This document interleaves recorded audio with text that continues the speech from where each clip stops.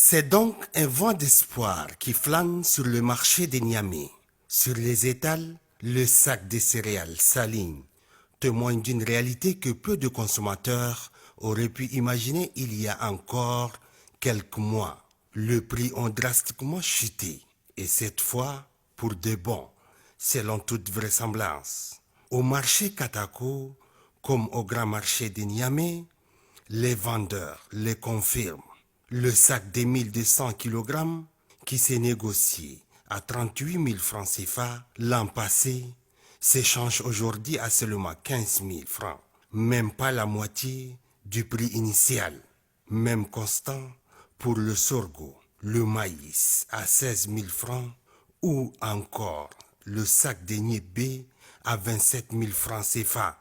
Selon les commerçants, cette baisse s'explique par une campagne de production agricole abondante, rendue possible grâce à une bonne pluviométrie enregistrée l'année dernière.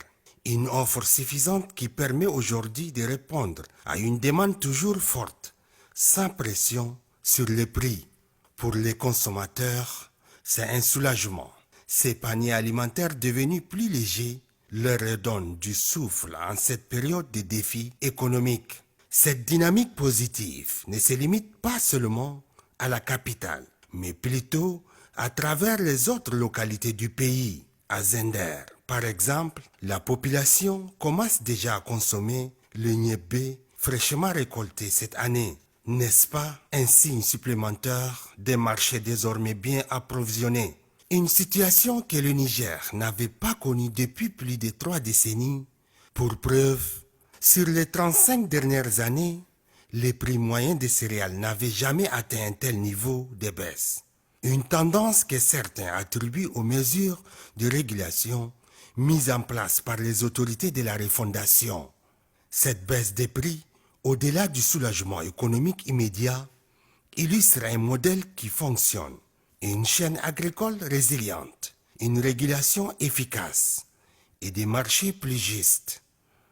À Niamey, comme dans le reste du pays, le retour à des prix accessibles redonne de l'élan au quotidien et surtout de l'espoir.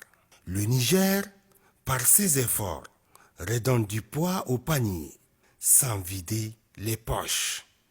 Pour rappel, le gouvernement nigérien a pris une décision forte et pleine de sens, l'interdiction de l'exportation des principales céréales telles que le riz paddy, le riz blanchi, le mil, le sorgho, l'ignébé et le maïs.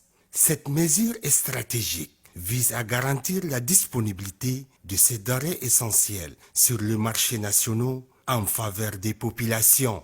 Désormais, les producteurs qui souhaitent vendre leurs récoltes peuvent compter non seulement sur les marchés locaux, mais aussi sur l'Office des produits vivriers du Niger, l'OPVN, qui achète leurs céréales à des prix justes et motivants. Ces efforts, conjugués au lancement ambitieux du programme Grande Irrigation, traduisent une volonté claire des autorités de la refondation, lutter efficacement contre la vie chère, renforcer la sécurité alimentaire et bâtir la souveraineté du Niger sur ses propres ressources.